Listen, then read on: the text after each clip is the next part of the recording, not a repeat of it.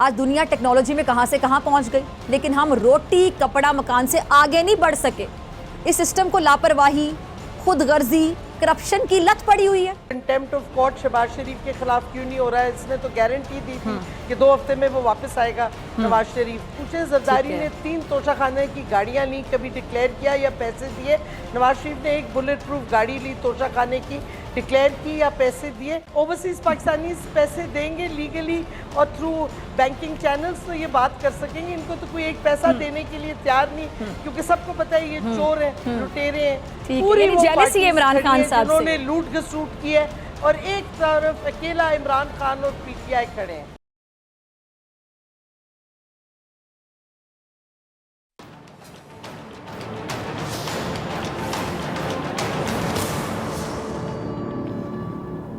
अस्सलाम वालेकुम। प्रोग्राम में खुश आमदीद। आज बात होगी कि पाकिस्तान हासिल करने का हकीकी मकसद क्या, कायदे आज़म और अल्लामा इकबाल का पाकिस्तान किस हाल में, कप्तान कायदे आज़म के नक्शे कदम पर, इमरान खान का लाहौर में डेरा, 13 अगस्त को लाहौर जलसे में उभरेगा हक का सवेरा, नवाज शरीफ का वतन वापसी का क्या है प्लान। नाज़रीन, 14 अगस्त करीब है, पूरा पाकिस्तान आज़ादी का जश्न मनाने के लिए तैयार है। शहर शहर, करिया करिया, सब्ज़ हिलाली परचमों की बहार नज़र आ रही है। 68 साल बाद कौमी तराने की दोबारा रिकॉर्डिंग भी की गई, जिसको जश्न आज़ादी के दिन रिलीज़ किया जाएगा। मेरी जानिब से भी तमाम पाकिस्तानियों को दिल की गहराइयों से एडवांस में जश्न आज़ादी मुबारक हो। अब जैसा कि जश्न आज़ादी करीब है, जिसमें पाकिस्तान आज़ाद होने की खुशियाँ मनाई जाएंगी, लेकिन एक मिनट रुक कर हमें ये सोचने की ज़रूरत है कि क्या हम वाकई हकीकी तौर पर आज़ाद हैं भी या नहीं। आज भी मुल्क IMF का मोहताज है। जब तक मुआशी और सियासी खुशहाली नहीं मिलती, तब तक इस आज़ादी का क्या फ़ायदा हो सकता है। आज हम आज़ाद फ़ज़ाओं में सांस तो ले रहे हैं, लेकिन हमारे मुआशी और सियासी हकूक़ पर डाका डाला जा रहा है, और ये डाका डालने वाले कोई और नहीं बल्कि हमारे रहबर हैं। आप देखें कि किस तरह मुत्तहिदा हुकूमत IMF के कदमों तले बिछी जा रही है। इतनी सी इमदाद के लिए IMF ने हमें तिगनी का नाच नचाया हुआ है, और अब भी यही खबरें हैं कि जी हम इमदाद हासिल करने के बहुत करीब पहुँच गए हैं। इमदाद हमें अभी मिली नहीं है। कहने का मकसद सिर्फ इतना कि हमारी मुल्की मईशत बैरूनी इदारे कंट्रोल कर रहे हैं, और ऐसे में हमारी मईशत गुलामी की जंजीरों में जकड़ी हुई है। तो फिर मुआशी तौर पर हमें आज़ादी कैसे मिलेगी। हमने 2 कौमी नज़रिए की बुनियाद पर पाकिस्तान हासिल तो कर लिया, लेकिन आज मैं अफसोस के साथ कहना चाहूँगी, अफसोस के साथ मुझे कहना पड़ रहा है कि ये वो पाकिस्तान नहीं है जिसका ख्वाब हमारे मोहसिनों ने देखा था। आज दुनिया टेक्नोलॉजी में कहां से कहां पहुंच गई, लेकिन हम रोटी कपड़ा मकान से आगे नहीं बढ़ सके। मजमूई तौर पर देखा जाए तो यहाँ कसूर किसी एक का नहीं है, बल्कि यहाँ तो आवे का आवा बिगड़ा हुआ है। इस सिस्टम को लापरवाही, खुदगर्जी, करप्शन की लत पड़ी हुई है। कायदे आज़म ने इस आज़ाद रियासत के लिए इसलिए जदोजहद की थी कि एक आज़ाद रियासत के साथ साथ यहाँ के रहने वालों को मुआशी और सियासी हकूक़ भी मिल सकें, लेकिन यहाँ आम आदमी को सियासत करने का हक ही नहीं है। यहाँ बड़ी पार्टियाँ जमहूरी नहीं, ख़ानदानी मरूसी सियासत को फ़रोग दे रही हैं। यहाँ नून लीग मरूसी सियासत का गढ़ बन चुकी है। पहले नवाज शरीफ वज़ीर आज़म, फिर उनके भाई शहबाज शरीफ वज़ीर आला, और फिर वज़ीर आज़म बने, और फिर उनकी साहिबजादी पार्टी की नायब सदर शहबाज शरीफ के बेटे हमजा शहबाज वज़ीर आला पंजाब के उम्मीदवार बने। मरूसी सियासत की ये दास्तान बहुत लंबी है। मैं अगर बताना शुरू कर दूँ तो आपको पता है कि बात बहुत दूर तक जाएगी, बहुत दूर तक निकल जाएगी। अब दूसरी जानिब इमरान खान है, जिनके ख़ानदान का कोई भी फ़र्द उनके जो जमात का हिस्सा नहीं है, और इमरान खान की जो जमात है उस जमात से निचले तबके से लोग उठ कर आए और असम्बली में मुंतखब होकर आते हैं। ये एक एग्जाम्पल सेट की इमरान खान साहब ने। अच्छा, कायदे आज़म ने ये मुल्क मुसलमानों को बैरूनी ताकतों के शर से बचाने के लिए भी हासिल किया था, और इसमें किसी को कुछ शक नहीं होना चाहिए। है किसी को कुछ शक? बिल्कुल नहीं होना चाहिए। और क्यों हासिल किया था? ताकि कोई बैरूनी ताकत हमारे सियासी, हमारे खारजी, हमारे मजहबी और मुआशी मामलात में मुदाखलत ना कर सके। लेकिन मुत्तहिदा हुकूमत ने इमरान खान की आज़ाद जो खारिजा पॉलिसी है उसको एक बार फिर से गुलामी में तब्दील कर दिया। बैरूनी साजिश का आला कार बनकर इन्होंने हमारी खारिजा पॉलिसी को एक बार फिर से बैरूनी कुव्वतों का गुलाम बना दिया। मुत्तहिदा हुकूमत ने नए पाकिस्तान को पुराने पाकिस्तान में फिर से बदल दिया, तब्दील कर दिया। लेकिन अगर आज कायदे आज़म और अल्लामा इकबाल ज़िंदा होते तो वो कभी भी ऐसे पाकिस्तान को कबूल ना करते। दिल पे हाथ रखिए तमाम पाकिस्तानी, जितने लोग मेरे सुन रहे हैं, क्या ऐसे कबूल करते कायद आज़म और अल्लामा इकबाल अगर वो जिंदा होते? हरगिज ना करते। इमरान खान ने तो कायद आज़म के नक्शे कदम पे चलते हुए मुल्क को अमेरिका की गुलामी से निकाला, अपने पांव पर खड़ा कर दिया, और मुल्क दुश्मन कुव्वतों को ये कैसे गवारा हो सकता था कि वो पाकिस्तान को तरक्की करता देख सकते? इसलिए उन कुव्वतों ने साजिश की, साजिश का जाल बिछाया, रजीम चेंज जैसी साजिश रचाई, जिसमें जानते बूझते हुए हमारे सियासी रहबर आलाकार बने, जिसके बाद मुल्क की तरक्की को रिवर्स गियर लग गया और कायद आज़म और अल्लामा इकबाल का पाकिस्तान यूं एक बार फिर पस्ती के अंधेरे में जाने लगा। बतौर पाकिस्तानी दुख होता है, तकलीफ होती है, अजियत होती है, और हर पाकिस्तानी को होनी चाहिए। इमरान खान जैसा कि कायद आज़म को अपना रोल मॉडल मानते हैं और उन्हीं की सियासत को लेकर आगे चल रहे हैं। कायद आज़म की सारी जो सियासी ज़िंदगी है अवाम के हकूक़ की जिद्दोजहद में गुजरी, और इमरान खान भी यही काम कर रहे हैं। और अब जश्न आज़ादी है, और इस दिन भी इमरान खान हकीकी आज़ादी की जिद्दोजहद कर रहे हैं। और ये हकीकी आज़ादी क्या है जिसके लिए इमरान खान ये जंग लड़ रहे हैं, ये ज़रा सुनिएगा। जी सुना आपने इमरान खान को। इमरान खान हकीकी आज़ादी के लिए लाहौर में कल बड़ा जलसा करने जा रहे हैं और आवाम को इसमें भरपूर शिरकत की दावत दे रहे हैं। अब हकीकी आज़ादी है क्या जिसके लिए इमरान खान जिद्दोजहद कर रहे हैं? अब जाहिर है कि मुत्तहिदा हुकूमत ने अवाम के वोट की ताकत को पामाल किया और ख़ुद इक़्तिदार पर मुसल्लत हो गई। इमरान खान अवाम के वोटों से इक़्तिदार में आए, लेकिन बैरूनी साजिश के आलाकारों ने अवाम के वोटों पर शबखून मारकर ज़बरदस्ती अपनी हुकूमत कायम की। और ये वो हुकूमत है जो अक़लियत में है लेकिन फिर भी मुल्क पर हुक्मरानी कर रही है। ये जमहूरियत के साथ अगर मजाक नहीं तो मैं पूछती हूँ और क्या है? ये आइन और कानून की सरेआम धज्जियाँ उड़ाना नहीं है तो और क्या है? कायद आज़म ने आज़ाद वतन इस वजह से भी हासिल किया ताकि यहाँ पर आइन और कानून की हुक्मरानी कायम हो सके, लेकिन हमारे रहबर हर बार कानून और आइन को अपने मुफादात की खातिर पैरों तले रोन देते हैं। मुत्तहिदा हुकूमत ने एक बार फिर ऐसा ही किया। मोहतरमा फातिमा जना ने भी वोट की अहमियत और ताकत की जंग लड़ी, लेकिन खुद को जमहूरी कहने वाले ये लीडरान सिर्फ अपने हक या मुफाद की खातिर वोट को इज्जत दो की बात करते हैं, लेकिन जब इनकी बारी आती है तो ये वोट को हकीकी तौर पर इज्जत दें तो फिर ये इससे राह फरार इख्तियार करना शुरू कर जाते हैं। और इमरान खान की हकीकी आज़ादी इसी बात के गिर्द घूमती है कि अवाम को ये फैसला करने दिया जाए, अवाम को, सिर्फ अवाम को कि वो किसको अपना हुक्मरान मुंतखब करते हैं। लेकिन मुत्तहिदा हुकूमत की सर तोड़ कोशिश है कि वो किसी भी तरीके से इंतखाबात से बच सके। कायद आज़म करप्शन से पाक पाकिस्तान चाहते थे और इमरान खान भी कायद आज़म की इस ख्वाहिश को पूरा करने की कोशिश कर रहे थे, क्योंकि कायद आज़म की तरह इमरान खान भी यही समझते हैं कि करप्शन के साथ मुल्क कभी तरक्की नहीं कर सकता, कर ही नहीं सकता। इसलिए इमरान खान ने करप्शन में लिपटे हुए रहबरों को एहतसाब के कटहरे में लाने की कोशिश की, लेकिन करप्ट पॉलिटिकल माफिया एनआरओ की तलाश में साजिशें करता रहा। यानी जिस करप्शन के खात्मे का ख्वाब कायद आज़म ने देखा, ये नाम निहाद रहबर उस ख्वाब की ताबीर में इसलिए रुकावट बनते रहे ताकि इनका लूटा हुआ माल बचा रहे। अब आज की जो सियासत है इस पर ज़रा नज़र डालें तो सियासत वाफिर और जो क़यादत का फुकदान है बाकायदा आपको नज़र आएगा।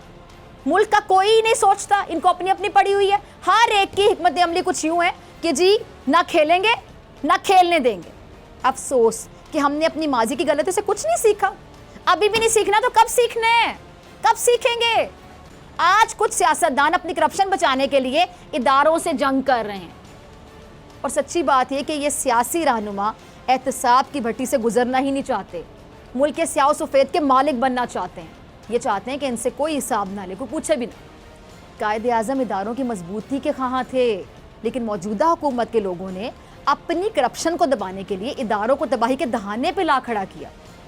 पाकिस्तान स्टील मिल तबाह, कौमी एयरलाइन ज़बूहाली का शिकार, रेलवे खसारे में, लेकिन कोई फ़ायदे में है तो कौन? सिर्फ और सिर्फ ये हुक्मरान फ़ायदे में है, क्योंकि ये अपने आप को कभी खसारे में रहने देते ही नहीं है। इसीलिए तो हमारा मुल्क और इसकी आवाम खसारे में है। यानी अब गौर करें इस बात पे, ये लोग अगर खसारे में नहीं होते हैं और हमारे जो कौमी इदारे हैं अगर वो खसारे में जा रहे होते हैं, हमारा PIA खसारे में, स्टील मिल खसारे में जा रहा हो और ये खसारे में ना हो, इनके माल में इजाफा हो रहा हो, इनकी जायदादों में इजाफा हो रहा हो, पाकिस्तान से बाहर इनकी जायदादों में इजाफा हो रहा हो, बड़ी बड़ी जायदादें इन्होंने वहाँ बनाई हुई है, बैंक अकाउंट्स इनके खाली नहीं होते हैं, तो ज़रा बताइएगा कि हिकमत अमली इनको आती है, दिमाग इस्तेमाल करना आता है, लेकिन अपने लिए, सिर्फ अपने लिए दिमाग इस्तेमाल करना जानते हैं। इनकी स्ट्रैटेजी होती है अपने मुफादात के लिए कि अगर हम आ गए बैठ गए इस कुर्सी पर कुछ सालों के लिए तो फिर हमने अपनी अगली नस्लों को सिक्योर करना है। अगर यही दिमाग ये पाकिस्तान के लिए इस्तेमाल करते तो ये कर सकते थे। अक्ल की कमी नहीं है इनके पास सिर्फ हिस्स नहीं है, बेहिस लोग हैं ये, क्योंकि ये सिर्फ अपने लिए सोचते हैं, अपने मुफादात के लिए सोचते हैं। ये पाकिस्तान के लिए, पाकिस्तान के अवाम के लिए नहीं सोचते। यही अकल और यही जहानत अगर इस्तेमाल करते वतन के लिए, कौम के लिए, तो कैसे ना कर सकते ये बेहतर, ये बहुत बेहतर कर सकते थे। लेकिन इन्होंने बेहिस्सी का मुजाहरा किया, इन्होंने खुदगर्जी का मुजाहरा किया, अपनी जायदादों में इजाफे किए और मुल्क का ये हशर करके रख दिया। अब इस खसारे से निकालने के लिए इमरान खान ने पहले भी आपको पता है बार बार कोशिश की, बेपनाह कोशिश की, और अब भी वो कोशिश कर रहे हैं। इसलिए इमरान खान 13 अगस्त की रात एक अजीमुशान जलसा करेंगे, अवाम को हर एतबार से आज़ादी दिलाने की एक नई उम्मीद देंगे और आज़ादी का जश्न भी मनाएंगे। इमरान खान 13 अगस्त को अवाम को इसलिए इकट्ठा करें ताकि मुत्तहिदा हुकूमत को नए इंतखाबात के लिए दबाव में लाया जा सके। इमरान खान अवामी हुकूक की एक वसी जंग भी लड़ रहे हैं, यहाँ तक कि उनकी जान को शदीद नौयत के खतरात हैं, लेकिन इसके बावजूद वो बड़ा जलसा करने के लिए अवाम के बड़े समंदर में उतरेंगे, क्योंकि वो अवाम को मायूस नहीं करना चाहते। अवाम से वो बेपनाह मोहब्बत करते हैं, इसीलिए अपनी जान की परवाह भी नहीं करते और वो जलसे के इंतजामात का भी खुद जायज़ा ले रहे हैं। अब चूँकि इमरान खान नए इलेक्शन के लिए इसलिए भी कोशिश कर रहे हैं क्योंकि उन्हें पूरी उम्मीद है कि अवाम की जो बेपनाह मोहब्बत है, प्यार है, उसकी मदद से वो 2/3 अक्सरियत से मैदान मार लेंगे। और ये बात उनके मुखालिफिन को भी अच्छे से पता है। इसलिए उनके मुखालिफिन जो पहले बात की डिमांड किया करते थे, वो अब नए इंतखाबात से डर रहे हैं, घबरा रहे हैं, खौफजदा कतरा रहे हैं, भाग रहे हैं, राह फरार इख्तियार कर रहे हैं, क्योंकि उनको पता है हार जाएंगे। घबरा रहे हैं, उनको पता है कि हम हार जाएंगे, इमरान खान जीत जाएगा। अच्छा, इसी बात की निशानदेही इमरान इस्माइल साहब भी कर रहे हैं, ज़रा सुनिएगा। जी सुना आपने इमरान इस्माइल को, ये बात दुरुस्त है कि अगर हुकूमत को यकीन है कि अगर वो जल्द से जल्द इलेक्शन करवा देते हैं तो फिर ये बुरे तरीके से शिकस्त से दो चार हो जाएंगे, इसीलिए उन्होंने तहरीक इंसाफ के ममनुआ फंडिंग केस के फैसले का शोशा छोड़ा हुआ है। लेकिन ये ममनुआ फंडिंग केस का फैसला भी इन्हें अवाम में मकबूल होने में मदद नहीं दे रहा और इनसे हुकूमत चल भी नहीं रही, और जिन बेसाखियों पर ये खड़े हैं वो बेसाखियाँ अब जवाब देने लगी हैं। इसीलिए किसी भी वक्त विफाक में शहबाज हुकूमत का धड़न तख्ता हो सकता है। इसलिए ये लोग कभी तहरीक इंसाफ के जो रहनुमा हैं उनके खिलाफ झूठे मुकदमे बनाते हैं, तो कभी इमरान खान की हकीकी आज़ादी की तहरीक को रोकने के लिए रियासती ताकत का इस्तेमाल किया जाता है, और अब भी विफाकी हुकूमत की जानिब से तहरीक इंसाफ को रियासती ताकत के इस्तेमाल की धमकियाँ दी जा रही हैं। लेकिन पंजाब हुकूमत ने शट अप कॉल दे दी है। तहरीक इंसाफ की क़यादत और कारकुनान पर तशद्दुद के इल्ज़ामात पर पंजाब हुकूमत ने 25 मई के वाक़यात पर फैसला कुन कार्रवाई शुरू कर दी है। 12 SHOs को मुअत्तल कर दिया गया, और सूबाई वज़ीर दाखिला कर्नल रिटायर्ड हाशिम डोगर का कहना है कि 12 SHOs मुअत्तल करके इंक्वायरी का आगाज़ कर दिया गया। नून लीग के जिन रहनुमाओं के खिलाफ थानों में दरख्वास्तें आईं, उनके खिलाफ कानून अपना रास्ता बनाएगा। राना सनाउल्लाह और अता तारड़ को भी शामिल तफ्तीश किया जाएगा।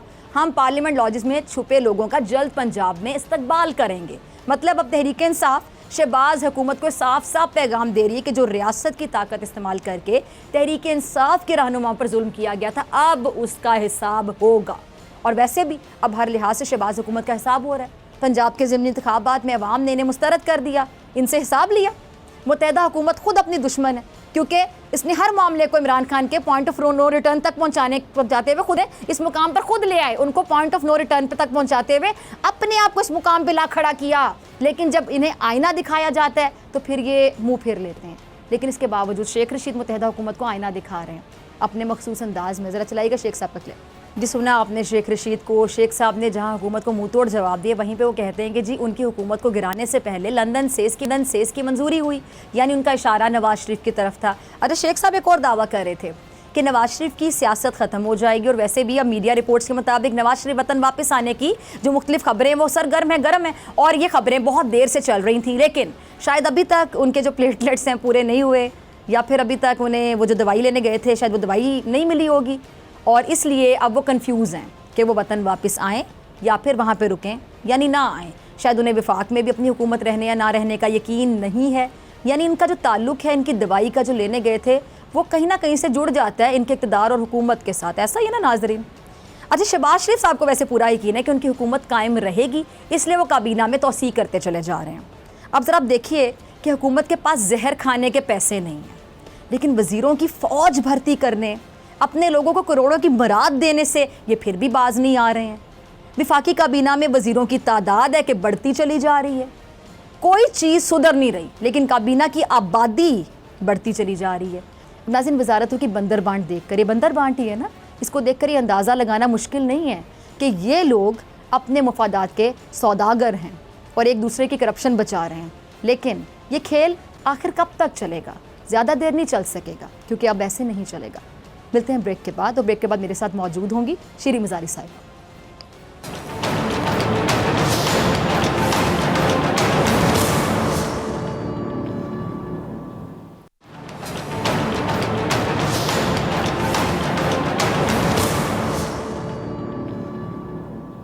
वेलकम बैक नाजरीन। तहरीक इंसाफ भरने लगी है ऊंची उड़ान। कल लाहौर के बड़े जलसे में गरजें और बरसेंगे खूब कप्तान। विफाकी हुकूमत हैरान और परेशान, मुत्तहदा हुकूमत जलसा रुकवाने के लिए मुतहरिक। इन सब पे बात करने के लिए मेरे साथ मौजूद हैं साबिक विफाकी वजीर और तहरीक इंसाफ की सीनियर रहनुमा शीरी मज़ारी साहिबा। बहुत शुक्रिया शीरी मज़ारी साहिबा आपके वक्त के लिए। अच्छा शीरी साहिबा, इत्तेहादी हुकूमत आपके जलसे को नाकाम बनाने के लिए रुकावटें डाल रही है और हमेशा ये रुकावटें डालती रहती है, और अदालत से तो इसे कोरा जवाब भी मिल गया है। फिर भी कोई ख़तरा है क्या? क्योंकि कल के जलसे की आपकी शायद तैयारियाँ बहुत अच्छी हैं, या कोई ऐसे ऐलानात एक्सपेक्टेड है कि बहुत डरे हुए हैं ये मुत्तहदा हुकूमत वाले? देखें, जाहिर है वो पूरी कौम से डर गए हैं, क्योंकि कौम ने इम्पोर्टेड हुकूमत को रिजेक्ट कर दिया है। और इसका वाज़े तौर पे इनको जो ये चोरों की हुकूमत है, इनको पता चल गया था जब बाई इलेक्शन पंजाब में हुआ तो इनको इनके साथ क्या हुआ जब इन्होंने ख़ास तौर पे लोटों को टिकटें दी। तो जाहिर है रुकावटें, लेकिन हमारे कई जलसों पे हमारे पावर में आने से पहले भी रुकावटें आती रहती थीं। लेकिन कौम जब साथ निकलती है और जब कौम बड़ी तादाद में निकलती है तो कोई कुव्वत उनको नहीं रोक सकती। और पीटीआई के जलसों की कामयाबी ये है कि हम लोगों को पैसे दे के बसों में नहीं उठा के लाते, लोग खुद आते हैं और पूरी कौम आती है और इमरान खान के साथ अपना सपोर्ट देती है, अपनी यकजहती का ऐलान करती है। और इंशाल्लाह कल आप लाहौर में भी यही देखेंगे कितनी बड़ी तादाद में लोग आएंगे हमारी हकीकी आज़ादी के जलसे के लिए। अच्छा शीरी मज़ारी साहिबा, कल के जलसे में ऐसा क्या खास होने जा रहा है कि ये बहुत ज़्यादा डरे हुए हैं और इनके जो खौफ है जो उनके सरों पर दिमागों पर तारी है बाकायदा वो नज़र आ रहा है, हवासों पर इमरान खान साहब सवार हैं, ये बहुत ज़्यादा घबराए वो क्यों हैं? देखिए, जो लोग चोरी के दरवाज़ों से घुसते हैं, बैरूनी साजिश के दरवाज़ों से घुसते हैं पावर में, वो खौफजदा तो होंगे और ये डर की वजह से इतनी हिमाकतें कर रहे हैं। असल में ये खुद खौफजदा है। कौम में तो खौफ नहीं फैला सकते, लेकिन खुद खौफजदा होके गलत से गलत हरकतें कर रहे हैं, कानून की धज्जियाँ उड़ा रहे हैं, आइन की धज्जियाँ उड़ा रहे हैं। इनको एंड में मिलना कुछ नहीं है, एंड में इन्होंने बेइज्जत होके घर वापस लौटना है। ठीक है, यानी अपनी जो कन्फ्यूजन है उसकी वजह से ये आवाम को परेशान कर रहे हैं। ठीक है। अच्छा शीरी साहब, मुखालिफिन की जानिब से एक और इल्ज़ाम जो आया है, लगाया जा रहा है, आपने भी सुना होगा कि अब ये कह रहे हैं कि जी इमरान खान साहब खुद को स्पोर्ट्समैन कहते हैं, लेकिन एक जलसे के लिए तहरीक इंसाफ ने करोड़ों रुपए के एस्ट्रोटर्फ ख़राब कर दी हॉकी स्टेडियम की। ये क्या बात की जा रही है, इस पर क्या कहेंगे? आपका कॉमेंट चाहूँगी। देखें, जलसों पे जो खर्चा आता है, हमने कोई लूटा हुआ हुकूमती ख़जाना लूट के तो नहीं कर रहे जलसे, हमारी कंट्रीब्यूशंस होती हैं, फंड रेजिंग होती है। यही तो इनको समझ नहीं आती, क्योंकि ये लोग जो हैं ये माफिया से पैसे लेते हैं फिर उनको फेवर्स देते हैं। हमारी पार्टी ने, खान साहब ने शुरू दिन से फंडिंग, पॉलिटिकल फंड रेजिंग की है। लोग हमें डोनेशन देते हैं और उससे जलसे हमारे होते हैं। हमें कोई बताएं कि हम जो जलसे कर रहे हैं उनकी क्या, किधर से हमने कोई खजाना लूटा है सरकारी? ये तो लोगों का पैसा है जो वो खुद वॉलंटरली देते हैं, हम रेज करते हैं फंड रेजिंग करके, उससे फिर जलसा होता है। अच्छा शीरी मज़ारी साहिबा, अभी तोशा खाना फिर ममनुआ फंडिंग के फैसले के बाद हुकूमत के ये दावे कि जी तहरीक इंसाफ की तो मकबूलियत में शायद कोई कमी हो गई है, ये किस किस्म की बातें की जा रही हैं? और सबसे बड़ी बात, इनको फ़ॉरेन फंडिंग में और ममनुआ फंडिंग में फ़र्क ही नहीं पता है कि फ़ॉरेन फंडिंग किस मकसद के लिए आती है और किस मकसद के लिए इस्तेमाल होती है और ममनुआ फंडिंग क्या होती है। इनको ये चीज़ समझ नहीं आ रही। देखिए, इनको सब समझ है, ये जान के गड़बड़ और गंद करना चाह रहे हैं, क्योंकि इनको इमरान खान के खिलाफ कुछ मिल नहीं रहा। फॉरेन फंडिंग होती है जब आपको कोई फॉरेन हुकूमत पैसे दे और ये इंटीरियर मिनिस्ट्री प्रूफ लेके चार्जेस सुप्रीम कोर्ट में लेती है, ये इलेक्शन कमीशन के दायरे में नहीं आता। प्रोहिबिटेड फंडिंग होती है, वो देखते हैं कि आपको किस सोर्स से आई, आपको पाकिस्तानियों ने भेजा, इलीगली भेजा, लीगली भेजा। हमने सारा प्रूफ दे चुका है, बैंकिंग चैनल से ओवरसीज पाकिस्तानीज ने भेजा है फंड रेजिंग करके।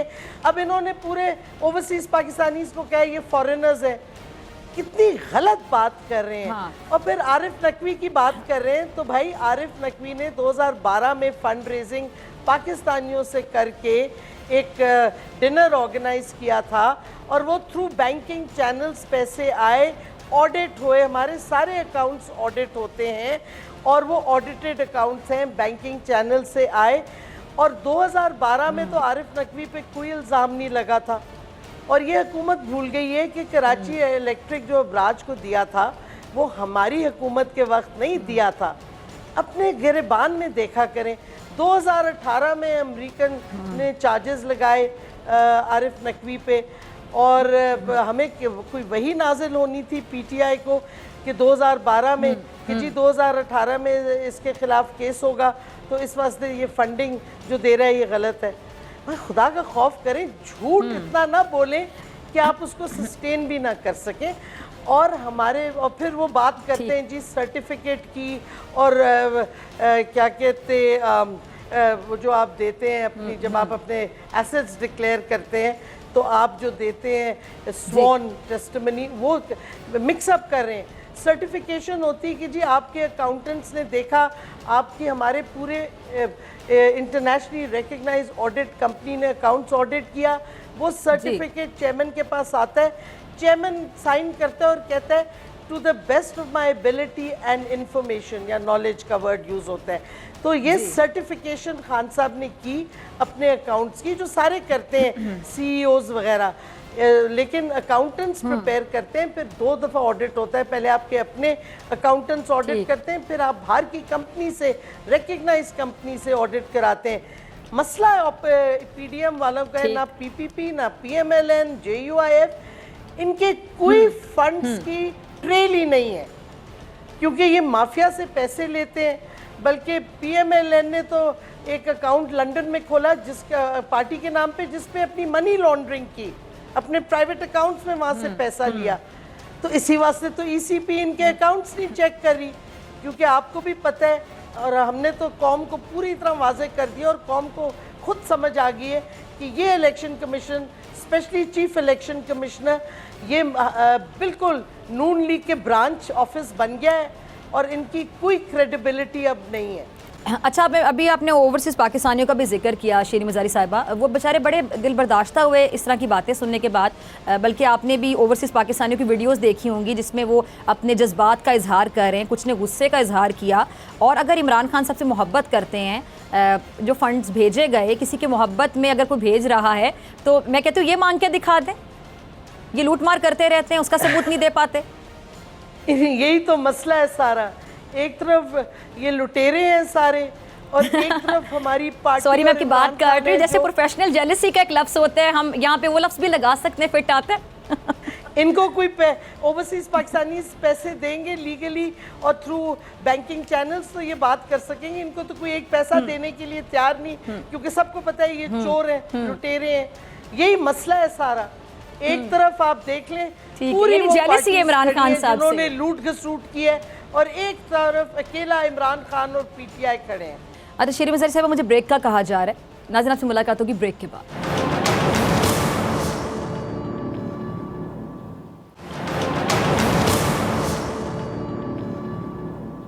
ब्रेक के बाद खुश आमदीद। शीरी मज़ारी साहब मेरे साथ मौजूद हैं, आपकी तरफ आना चाहूँगी। शीरी मज़ारी साहब, खबरें ये भी गर्म है कि नवाज शरीफ साहब वापस आएंगे, मतलब सुन तो काफ़ी देर से रहे, पता नहीं अब कब आएंगे। शायद प्लेटलेट्स उनके ठीक भी हो गए होंगे, वहाँ जाके हो भी जाते हैं, लेकिन शायद पाकिस्तान आने के लिए दोबारा ख़राब ना हो जाए। बहरहाल अभी उनको लगता है कि शायद माहौल ठीक है तो वो वापस आएंगे। और इमरान खान साहब को नाअहल करवाने की साजिश भी हो रही है। आज फयाजुल हसन चौहान साहब ने इस हवाले से बात की है, निशानदेही की है। तो वाकई कुछ ऐसा हो रहा है, कोई खिचड़ी पक रही है? देखिए, नवाज शरीफ को तो आना चाहिए था, बल्कि मैं हैरान हूँ कंटेम्प्ट ऑफ कोर्ट शहबाज शरीफ के खिलाफ क्यों नहीं हो रहा है। इसने तो गारंटी दी थी कि 2 हफ्ते में वो वापस आएगा नवाज शरीफ। नवाज शरीफ को किसने रोका है आने से, लेकिन आएगा तो जेल तो जाना पड़ेगा क्योंकि वो कन्विक्टेड है, अपना सेंटेंस तो उसको देना पड़ेगा, फिर अदालतों पे अपना केस लड़े। लेकिन ये तो नहीं हो सकता सारी चोरी माफ़ हो जाए तो फिर वो आएंगे जी कि अब माफ़ी हो गई है, अब खुलेआम फिर से लूटना शुरू कर दें। और मैं आपको भूल गई बताना, आपने तोशा खाना का पूछा था, हर चीज़ डॉक्यूमेंटेड है, जो लीगली अलाउड था, किस प्राइस पे आपने चीज़ लेनी है, वो सारी डॉक्यूमेंटेड है, डिक्लेयर्ड है, इमरान खान ने डिक्लेयर किया हुआ है। आप इनसे तो पूछें, जरदारी ने 3 तोशाखाने की गाड़ियां ली, कभी डिक्लेयर किया या पैसे दिए? नवाज शरीफ ने एक बुलेट प्रूफ गाड़ी ली, तोशाखाने की, डिक्लेयर की या पैसे दिए? और ये तो बड़ी बड़ी चीज़ें नहीं है, उन्होंने तो तोशाखाना की भी लूट मार की हुई है।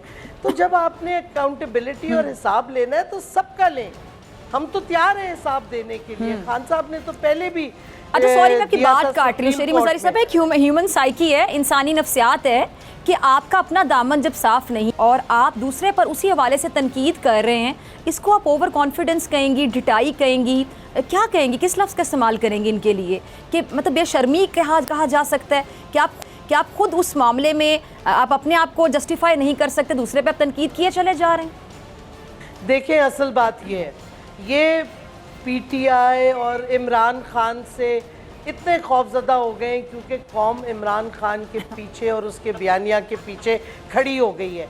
तो अब हर हरबा ये इस्तेमाल करेंगे, इलीगल हरबा, प्रेशर करेंगे, खौफ पैदा करने की कोशिश करेंगे। मैं आपको वाज़े तौर पे कह रही हूँ, जब कौम खड़ी हो जाती है ना, तो ये जो मर्जी कर लें, ये ना पीटीआई को ना इमरान खान को कुछ कर सकते हैं। इंशाल्लाह हम खड़े हैं, हम कौम हमारे पीछे खड़ी है और ये जल्द अज जल्द इलेक्शन कराएं ताकि ये जो एक पॉलिटिकल इंस्टेबिलिटी है, मईशत की तबाही है, ये ख़त्म हो, लोग वोट डालें।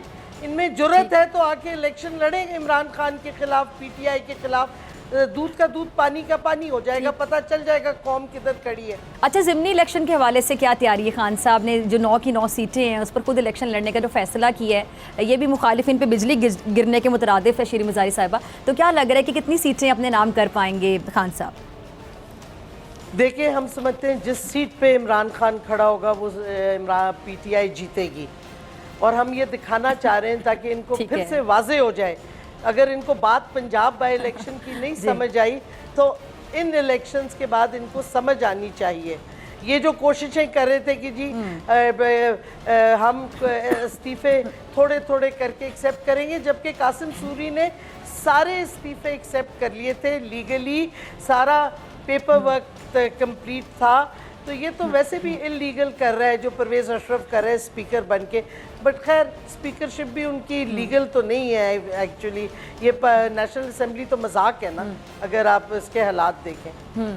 अच्छा, अभी कराची की मैं ज़रा बात करना चाहूँगी, तो वहाँ पे भी पीटीआई की मकबूलियत में काफ़ी इजाफा हुआ है। शायद इसी को देखते हुए NA 245 पर ही जो पीपल्स पार्टी ने MQM की हिमायत का फ़ैसला किया है, तो क्या लगता है आपको इससे पीटीआई को मुश्किल का सामना करना पड़ेगा? और मुझे बड़ी हैरत होती है शेरी मज़ारी साहिबा, आप मेरी बात को सेकंड करेंगी, अग्री करेंगी मेरी बात से, कि जो माजी में एक दूसरे पर तनकीद भी करते रहे, अब आपको पता है कि MQM और पीपल्स पार्टी ये आपस में कराची के मसाइल को लेकर किस तरह एक दूसरे पर तनकीद करते रहते हैं। लेकिन आप लोगों के लिए, वैसे आप लोग, मैं कहती हूँ इमरान खान साहब को ये दुआएं दें कि इमरान खान साहब ने इनको इकट्ठा कर दिया, चलेंगे एक पेज पर आ जाते हैं सिर्फ इमरान खान साहब को गिराने के लिए। इकट्ठे हो जाएं, जो मर्जी कर लें। अभी तो खान साहब सिंध जाएंगे तो आपको वाज़े तौर पे पता चल जाएगा कि ये जो अपनी जागीर समझ के PPP बैठी हुई है सिंध में, और MQM के कराची के असल हालात ये वाज़े हो जाएंगे। ये इकट्ठे मिल गए हैं, ये वही मैं कह रही हूँ ना, चोर सारे इकट्ठे मिल जाते हैं जब उन्होंने एक तरफ इमरान खान, बाकी तरफ सारे चोर लुटेरे। तो ये कौम इनको मैसेज दे देगी बड़े वाज़े तौर पे। इसी वास्ते तो इलेक्शन कराची का करवाना नहीं चाह रहे हैं। अच्छा, ये पंजाब में जो 25 मई के तशद्दुद में मुलविस अफराद की गिरफ्तारी हैं, उसके हवाले से भी खबरें आ रही हैं शेरी साहिबा कि 12 SHOs मुअत्तल हो गए हैं, तो क्या बड़े अफसरान के खिलाफ भी कार्रवाई होगी या हर बार की तरह इस बार भी जो नज़ला है वो निचले मुलाजिमीन पे गिरेगा? कोई खबर आपके पास इस हवाले से? देखें, हम कानूनी तौर पर जिन ने तशद्दुद किया, गलत इलीगल हरकतें की हमारे लोगों पे, और जिस तरीके से तशद्दुद किया गया, सबके खिलाफ होगा एक्शन, लेकिन हम इस तरह नहीं इलीगल अबडक्शंस करते जैसे राना सनाउल्लाह करवा रहे हैं इस्लामाबाद में। हम कानूनी तरीके से सारा कुछ करेंगे और अकाउंटेबिलिटी सब अफसरान की होगी, क्योंकि ये जिनने कानून तोड़ा या आइन की खिलाफ वर्जी की सबकी अकाउंटेबिलिटी होगी, लेकिन एक लीगल तरीके से। अच्छा शरीफ मज़हर साहब, जो हुकूमत की जानिब से मिनी बजट के नाम पर अब नया महंगाई का जो तूफ़ान है वो लाने की तैयारियां की जा रही हैं, अभी महंगाई कंट्रोल नहीं हो रही है। आपने वो वाक़या भी सुना होगा जो बाप ने अपनी बेटियों को भी और ख़ुद भी खुदकुशी जो की, फिर ख़त लिखा, मतलब रूह काम जाती है, रोंगटे खड़े हो जाते हैं। लेकिन इन लोगों को सिर्फ अपनी अपनी पड़ी हुई अपनी कुर्सी कैसे बचानी है, इमरान खान को किस तरह गिराना है, इमरान खान साहब को कैसे आउट करना है, मतलब इन लोगों को कोई तकलीफ़ नहीं हो रही, कोई अजियत नहीं हो रही, बेहिस्सी की पीक पे पहुँच चुके हैं लोग। देखें, अंदाज़ा लगाएं, एक दिन में 10 से 12 प्रेस कॉन्फ्रेंसेस इनकी काबीना की, ये जो बेल वाली का बेल पे काबीना है 60% कम से कम बेल पे है, ये 10 से 12 प्रेस कॉन्फ्रेंसेस हर रोज़ करते हैं। ये नहीं बताते कि कौम की मुश्किलात कैसे कम कर रहे हैं, क्या पॉलिसीज़ कर रहे हैं। ये सिर्फ इमरान खान और PTI पे अटैक करते हैं। आप हमारी हुकूमत देख लें, 3-3.5 साल हमने प्रेस कॉन्फ्रेंसेस कितनी की थी हैं रोज़ इनके अपने सियासी अपोनेंट्स के ख़िलाफ़, मुखालफों के ख़िलाफ़ नहीं की। अगर एक कभी हो गई तो हो गई जब ये कुछ स्टेटमेंट देते थे, लेकिन एक दिन इन्होंने 17 प्रेस कॉन्फ्रेंसेस किए हैं इमरान खान और PTI के ऊपर। खुदा का खौफ करें, मुश्किलात है मुल्क में, मईशत तबाह हो रही है, सियासी बुरहान है, और आपको सिर्फ टाइम मिलता है इमरान खान के खिलाफ बोलते जाएं, प्रेस कॉन्फ्रेंस करते जाएं, एक मिनिस्टर, दूसरा मिनिस्टर, तीसरा मिनिस्टर जो भी मुल्क में है। क्योंकि ये भी बड़ा मज़ेदार बात है कि काफ़ी सारे मिनिस्टर उनके एक वक्त में बाहर दुनिया में फिर सैर सपाटे कर रहे होते हैं। अच्छा शरीफ मज़हरी साहब कहते हैं कि जब से कमज़ोर तरीन बदला ये होता है कि आप किसी की साख को मुतासर करना शुरू कर दें, किसी की किरदार कुशी शुरू कर दें, कि लोगों में अगर उसकी इज़्ज़त को कम किया जाए, उसकी पगड़ी को उछालना शुरू कर दिया जाए।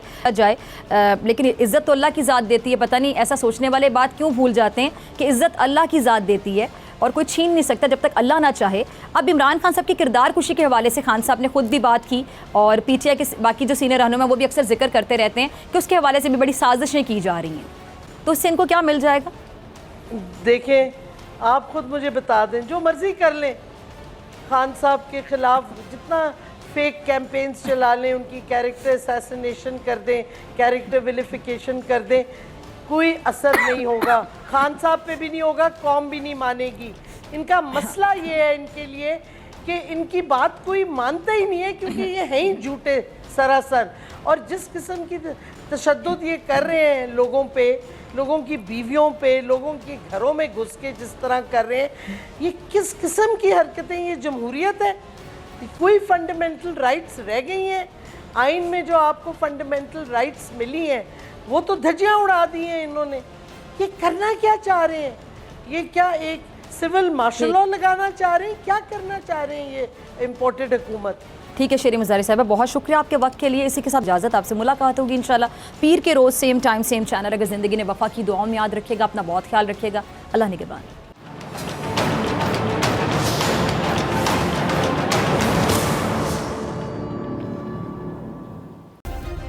सब्सक्राइब करें और बेल दबाएं ताकि कोई खबर रह न जाए।